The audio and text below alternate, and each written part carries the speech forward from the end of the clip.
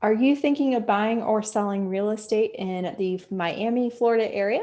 Hi, my name is Jessica Morrison, realtor with Ferris Property Group, and I am introducing my network to top agents around the country and the world. And today we have Kathrin Rein with Keller Williams in Miami. Kathrin, thank you so much for joining us. Thank you so much for having me, Jessica. It's always a pleasure to see you and talk with you. Likewise, we got connected with lab coat agents in Detroit. I bumped into you, had no idea who you were, and then did a quick Google search, and I was like, "Oh my goodness!" But a major. Really? Okay. I'm blushing. I just Okay. appreciate so much how that community brings people together, and Yes, lab it's a coats is amazing. Yeah. um, learned so much from you over your career, but wanted to help people just appreciate the gem that you are, especially when it comes to Miami real estate. So, for those not familiar, how did you get into real estate? Tell us your story. Okay, great. So I've been in real estate now for 9 years. And before I was in real estate, I was a stand up comedian and an actress. So it was a total career change. And I really loved being in the entertainment business. I love to make people laugh, and it was a big passion of mine. Unfortunately, it was not a job that paid very well. So when I had my first son, I realized pretty quickly that acting is not really going to pay the bills.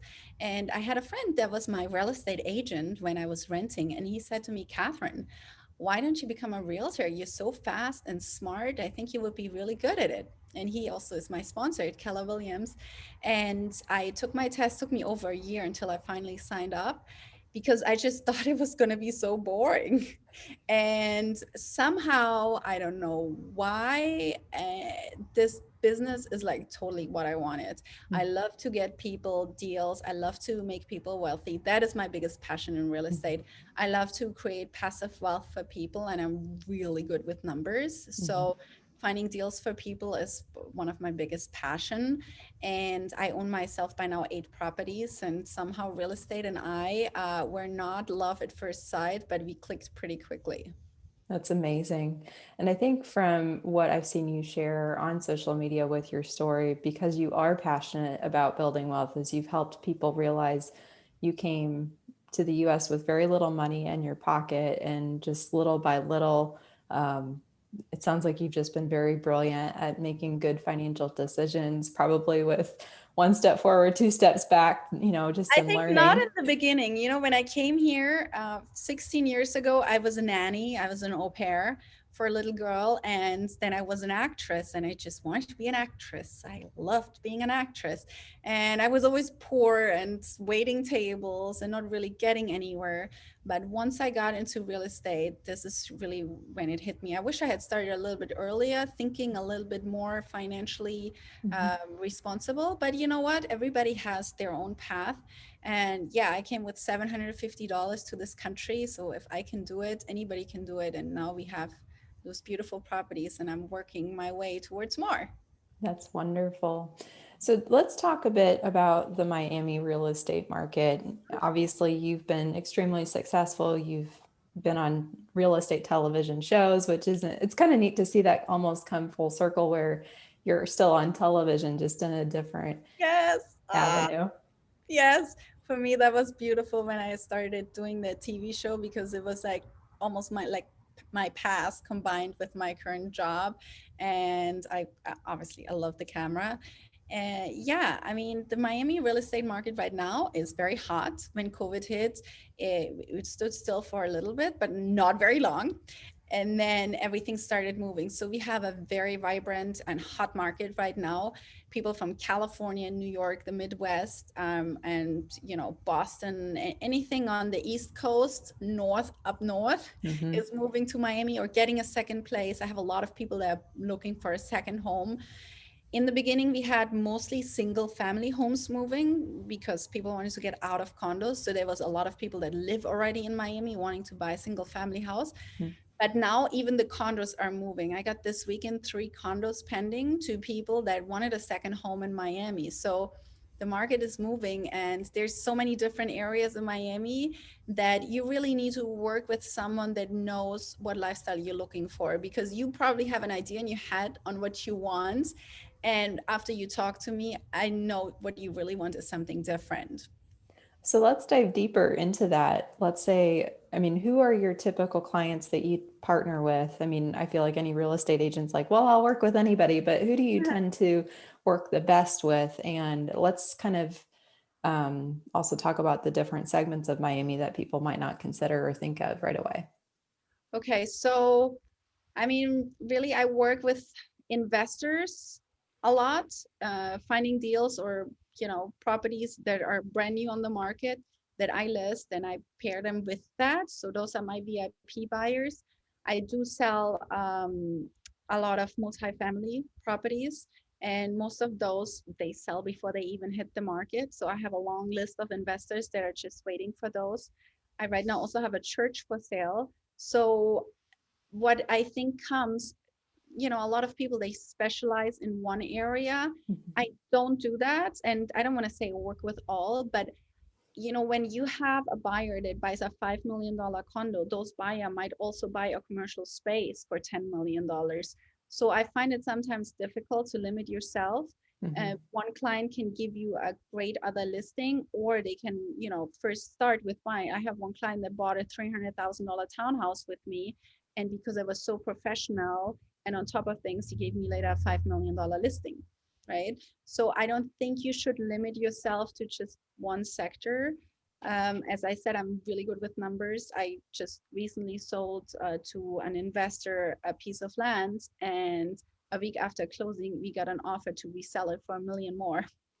He didn't want to sell it, but that makes me Mhm. so happy, because I'm just thinking, okay, I feel like their money is my own money, and they're putting their trust into my hands, and just knowing I make them wealthy is for me such a big win situation. So That's awesome. yes. And I have a similar heart with that fashion. I mean, people work very, very hard for their money and um or even if, it's something that they inherited, you still want to steward that well Somebody because worked for it, then maybe yeah. their mother, or somebody. And yeah, as far as the areas in Miami, I mean, Miami is so diverse, and it really depends what you want. If you are an investor that wants a higher return, you need to buy in an area that's a little bit rougher, right? If you want a prime location, you have a lower return, but then you have the prime location, the value of the property probably will go up more, and it really depends on what you want. So I think as a real estate agent, it's very important to analyze the needs of the client and to listen. And I think that I'm pretty good in that. So I'm matching people with I'm a matchmaker. I'm matching them with their house until they fall in love. And then later on, I send out the wedding invitations. Yeah, So, exactly. I think that's a really great way to look at it. I think I've seen that on a few coffee mugs at some point yeah. for people trying to sell real estate merchandise. But let's talk about, you said you have a lot of people moving into the Miami area that are purchasing second homes or maybe have not lived in Florida before. What are some things that you feel people should know when they're moving into that area for the first time? That's a really good question. And I feel that it's very important, again, to do this thorough consultation, which we do all via Zoom. And I have like a 20-minute presentation that I go through with every buyer, Mhm. because even if you have bought real estate before in a different state, Florida is very different. And I think it's important to educate you as the buyer and also other agents on how it works in Miami. Because if you don't do that, you run into obstacles during the transaction. For example, you write up the contract, send it to the client, and they're like, oh, why is there 5% deposit? That's not normal. I'm like, yeah, it is. But this is something you should say in the beginning. Mhm. So we do the consultation, and in the consultation, we go over how much the deposit should be, how long the inspection period is, how the market conditions are, because a lot of buyers don't know that you should be offering right now full asking price or above asking price on single family homes in certain areas. and that, you know, on an $800,000 home, you can write up an offer for 700,000, and then after inspection period ask for a $20,000 credit. So I think it's always important to set the expectations with everyone so that you look like the hero and not like the pusher after you send the contract. What we also do, we always send our clients a blank copy of the contract right after they have signed us an exclusive buyer's agreement, Mm-hmm. just to make sure that they are familiar with the contract, because if we find the right property, we have to be fast because the market is moving so quickly, at least at the moment. Mm-hmm. So those are a few things. And then inspection wise, it's very important. I'm dealing right now with a client, and she, funny thing is, I met her when I was showing her a house that she was shopping with her realtor back then. Mm-hmm. And she didn't buy my listing, but she bought another house, but she befriended me on Facebook because she liked me so much during the showing. And now she's moving and I'm selling her house. She called me, Mm-hmm. not her realtor, right? And that real estate professional did not advise her very well on her Mm-hmm. property. So she bought the property. It was renovated. There were no permits pulled. So that is, you know, Yep. a big mistake. So she didn't advise her that. She advised her not to do a septic tank inspection. And this is something you really need to do if you have a septic tank. It needs to be inspected. Mm-hmm. She did not advise her to do an appraisal and to measure the house. And the house was actually much smaller than advertised. Like, you know, a few things that I would have really checked. And last but not least, I would say termites, right? Mm-hmm. A lot of people, when they hear termites, the house is termites, they freak out. So again, I'd like to set the expectation with people that in Florida, every house has termites. The question is, how many termites are there, and are there active termites? And if Mm-hmm. there is termites, it's very easy to fix. If you tint your house, it's like $1,500, and people always think it's the end of the world and they freak out because they're not used to it. So you Mm-hmm. just need to make sure that the consumers and also the agents know that. Yes, that's That very was a true. lot. Sorry. No, no, it's good. I love it. And I know that the people watching this are going to find it valuable because, I think few people, um, well, let me rephrase. I think in this type of conversation, people might not be expecting you to walk them through that process, but I think that they greatly appreciate it, especially, um, if they're not looking at buying necessarily, but they're considering different agents of selling. I hope that the sellers that could be watching this in the Miami area really appreciate the thoroughness that you bring to the transaction. And, in turn, I know that you're passionate about not only educating clients, but other agents in the industry. You've also won several awards, correct me if I'm wrong. Yeah. Which is your favorite? Number one solo agent in the state of Florida with KW in 2018 and 2019. Woohoo! I wish I had those confetti poppers. So what's something that you feel really helps set you apart? Because every like other person in Florida has a real estate license, it feels like. Yeah. So what do you do to specifically help set yourself apart? Well, you know what I always say to people is having a real estate license doesn't mean you're a realtor, right? Because everybody can get it, everybody can have it, and most of the time the people that just do it part-time, I don't want to stigmatize it. There's a lot of people that do it well part-time, Mhm. but there's people that have a license just to sell their own house, and I always find that they would have made more money with me because my listings sell for I believe it's right now 7.8% more than the average listing on the MLS. Mhm. So that means I pay for myself, the other agent, and some fancy dinners. I always believe I would never say I'm better than other agents. There is so many great agents in Miami. I'm just different, Mhm. right? And different means I'm very proactive in my marketing. I do videos that are walkthrough videos of the property that make people feel like they're walking themselves through the property. They're not shiny. They don't look like a brochure or like a perfect video.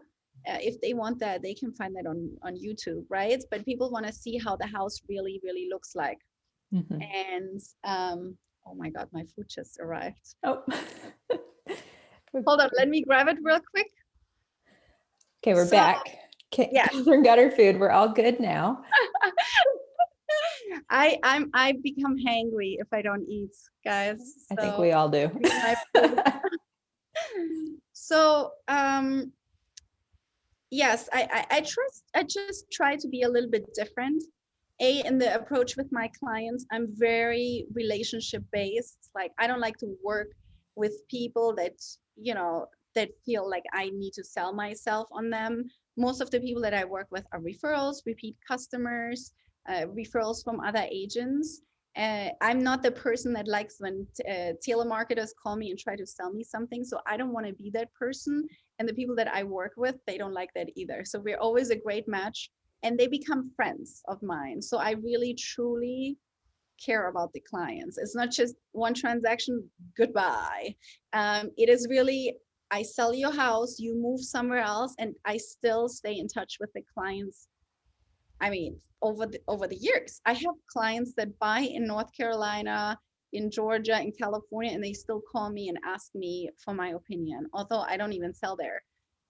Although I just got my license in North Carolina and Georgia, but I primarily work in Miami. So I really think that says a lot that they trust me, that they know I know my stuff, and my clients just know I'm very responsive. Like I took a listing yesterday and the lady said, "Oh my God, you're like on it, you're on top of it." And I don't know what they see in me.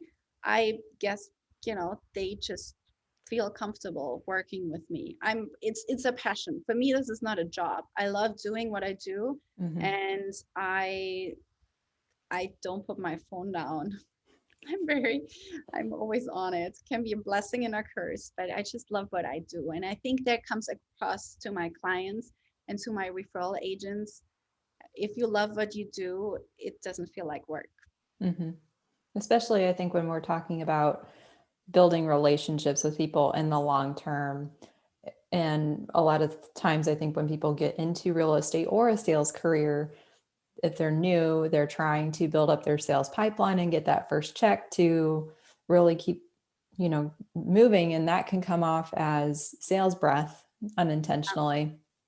And so I think one of the benefits of working with someone who's been seasoned in the industry is not only do they have that stability, but they're able to be a bit more focused on the relationship because they're not so worried about the commission up front. And I don't want to say that you can't partner with a new agent, but I think that it's sometimes to your benefit is you can have someone who's 100% focused on building that relationship and not worried about the other things. Correct me if I'm wrong, or Yeah, no, maybe. it's totally true. And for me, it's like never about the paycheck.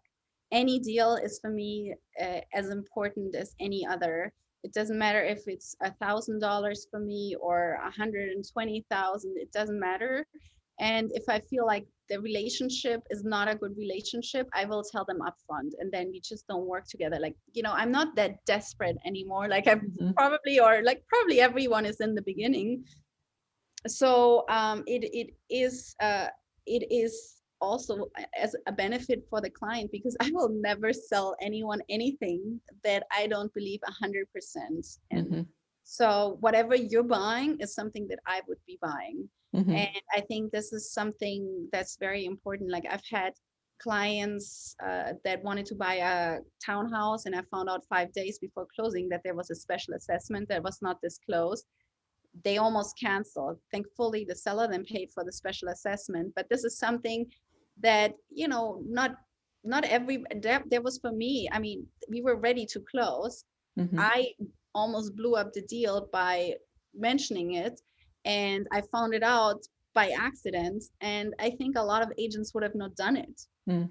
The same, I had a listing in Miami Beach, and I had my own buyer, and the seller already agreed to take the offer. All I had to do is send it out to get it signed. But I had a showing that morning with a cash buyer that had an agent, and I knew that cash buyer would pay more for the property.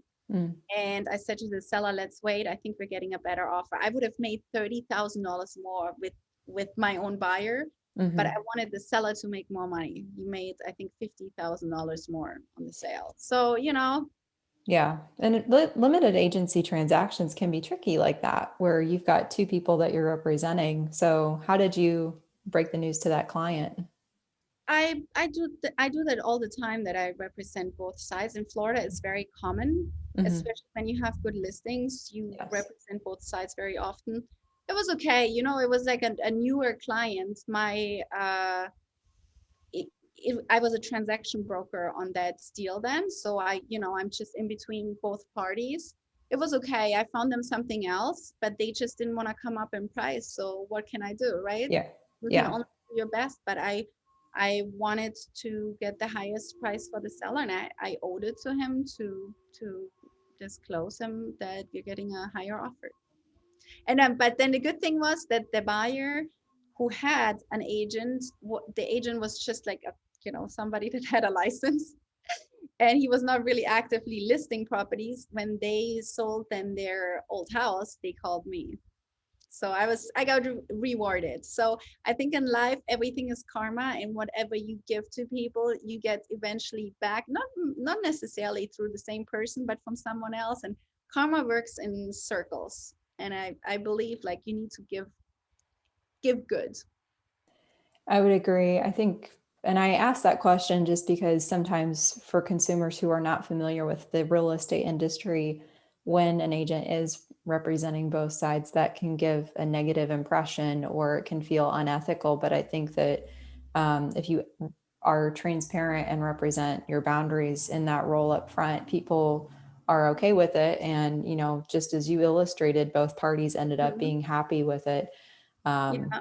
so Yeah, and for the buyer had also a chance to come up in his offer, and he didn't want to. So, you Yep, know, it is what it is, and you do the best with the situation in front of you. And but yeah, so for those watching, limited agency can be a really um, seamless experience, and obviously Kathrin knows her stuff around that because it happens quite a bit when you've got yeah. great listings. So, what do you think are some trends for Miami coming into 2021? Do you see real estate slowing down anytime soon? Like, what are your instincts telling you? I think actually it's not slowing down, because we have right now a lot of people that came into Miami and they don't know if they want to stay. They just, they were the COVID refugees, and they were like, anywhere but New York. Let's go to Florida. If I have to go somewhere, let's go to the heat. So they are here in Florida, but some of them didn't buy right away because they first want to test it out and see how they like it.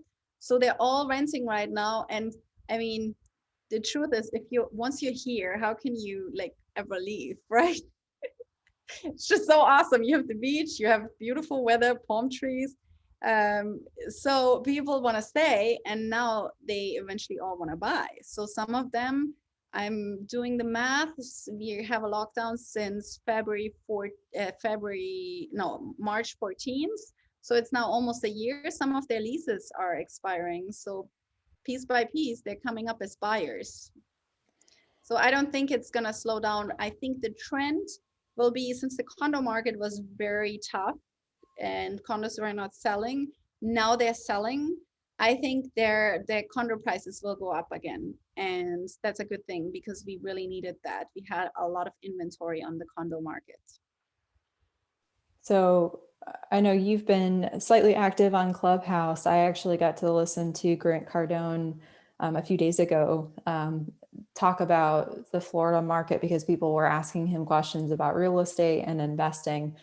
And he shared that he felt like at one point the condo market was like there were too many listings or inventory available. And now he's like, well, now it's great because there's just not enough or the demand is there. And then he also shared that he had a unit that he rented out that was a condo and he was renting it out for $37,000 a month. Is that Wow. like what's the typical rent price? And maybe this is just all over the board because you have Oh, it's different all over the price board. points. Yeah, I mean, I own a little one bedroom south of Fifth that I bought for my son, and that one is rented at 1,500 a month. So that's I think that's what you have to spend just to get into something, right? Mm-hmm. 1,500, something that's livable. And I have a condo that I have rented right now. It's not mine; it's my client's condo, 18,000 a month. And I also have right now a waterfront home, a 6-bedroom home. And that one is available for 18,000 a month. So there is a few houses that are higher. There is in the same community a home that just rented for 70,000 a month, but only for 3 months. Mm. So on a long term, I would say depends where you are. If you're on the Venetian Isle, you can rent your home for 100,000 a month. Yes, people are willing to pay that. Wow. I know, it's a shocker. So what would the real estate valuation then be for a property that's renting at 100,000 a month? It's probably a $15 million house. Yeah. Fascinating. Yeah. Yeah, my house that I'm in right now would rent for 9,000 a month, and I'm just thinking, who in his right mind would pay that much for rents? But there is people that probably would like to buy, Mm-hmm. but they can't because they know they're getting transferred soon, so they need something for a year or two. Or there is people that don't have the down payment, believe it or not. Mm. I just saw my neighbor. He rented my neighbor's house at 8,500, and he drives a Porsche and a Mercedes G-Wagon, but he's renting.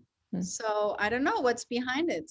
Everybody has a different motive. Maybe they think they want to wait if the market goes down, which I don't think is going to happen. We Yeah. don't know what's in people's minds, but I know I wouldn't pay that much rent. But thankfully, there is enough people, so they rent my properties.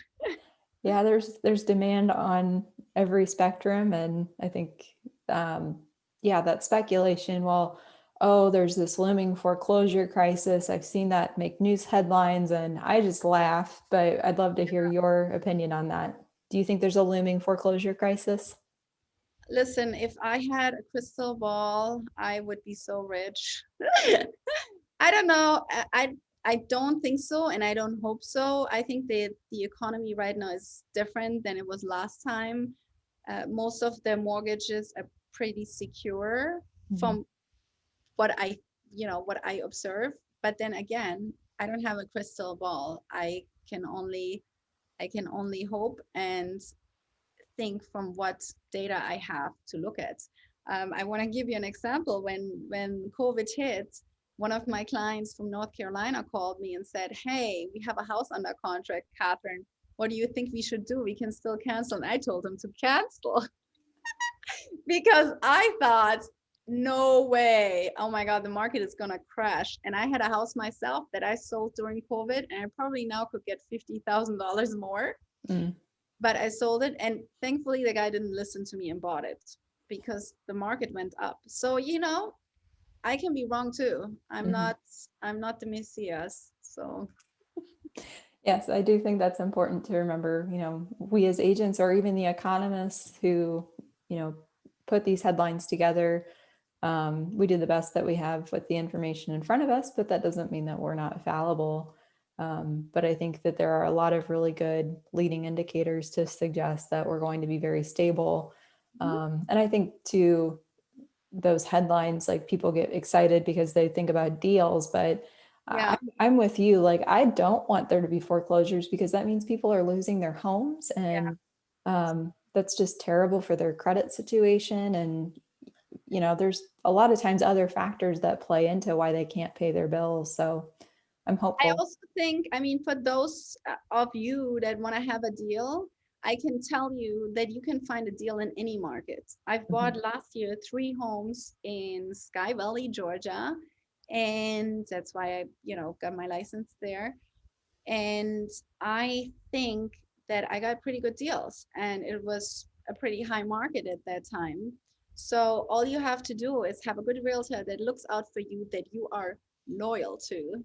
It's Mhm. very important because my investors that get my good deals, they're all people that are loyal to me. There's not somebody that just calls me up and wants to get a one-time deal, and then when he resells it, he uses somebody else. It's people that trust me, that have been with me for years, and that use me on every transaction.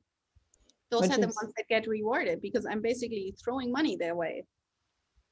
for sure. And I think that's a really good point. In this market, that can create some fear around, oh, I've got to see this property right away. just came on the market, I'm going to call the listing agent, or I'm going to go through a fast, showing company type service. Yeah. And how do you address the concerns about that client if they can't, for whatever reason? So first of all, I don't work with anyone unless they're on an exclusive agreement. I just don't have time to work with anyone that's not loyal. Mm-hmm. And I'd rather find out upfront that they don't want to sign the agreement and part ways that way than getting cheated on later, because my time is very valuable and I bring people a lot of money. So if they want to work with me, it's exclusively only. So basically with dating, and cheating is not allowed, right? So that needs to be clear from the start. And what I want to tell everyone that thinks they're getting a better deal going to the listing agent, they're wrong. Mm-hmm. They're not represented by a professional agent that fights for them. And I know I'm a super good negotiator, and so are many other agents.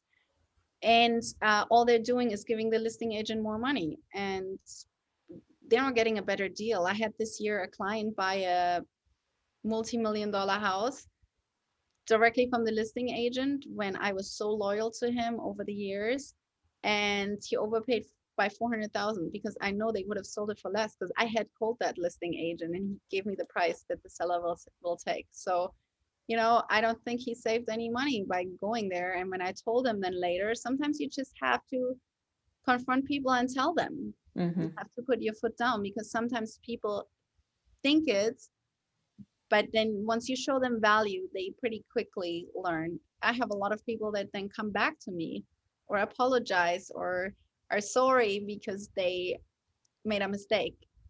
And Well, it's I think hard. it's all about value. For example, the people that buy with me in the mountains, when I sell them a house, they get completely set up how to set it up as a vacation rental. They get my property manager, they get my vacation rental company. And if they want to have all this information up front, I don't provide it. They need to first buy the house, because I don't want them to like get all the info and then buy the house with someone else. That comes all as a package deal, because we realtors, if you use a realtor in your life that brings you great value, it's just more than just the sale. For me, my service goes way beyond the sale and the closing day. I give my clients so much value. I recommend them contractors. I recommend them cleaning service, whatever they need. My clients, they're set for everything. I even had clients that asked me for uh, uh, the best plastic surgeon. I don't know why, because I don't use a plastic surgeon, but she said, you seem like someone that knows who's good. She's like, Mm-hmm. not that I mean you use them, but I'm like, that Mm-hmm. trust in me and asking for my recommendation is just really it's very flattering. I really love it. So I really think that everybody that has used me in the past got their money back one way or another. I love it. Well, Kathrin, I want to be respectful of your time. What would any parting advice or tips be for someone who's looking to either partner with a listing agent in Miami? What should they look for? And if they're looking at buying, what would you suggest they do? Besides work with you, obviously. Just call me. Okay, besides that, I would really make sure that that agent has done transactions. There's a lot of newer agents that are very enthusiastic and work hard, but make sure they are on a team with someone that has done it, because what you're paying for is not just the work that they're doing during the transaction, you pay for years of experience. And I, for my part, I've been doing this for 9 years, and I go every year to about 30 conferences. I mean, right now not, but I do them virtually. And I speak on a lot of panels. So that experience is something that you pay for with the fee. That's why that fee is high, and it seems high and crazy, but you pay for the connections, for the relationships, and for the experience. So I would make sure that they have experience and are not just your uncle or cousin, because I can tell you it will not pay off. Whatever you think you save, you will lose on your net. If it's important to you to not pay a commission and you rather net less money, yeah, then go with your cousin.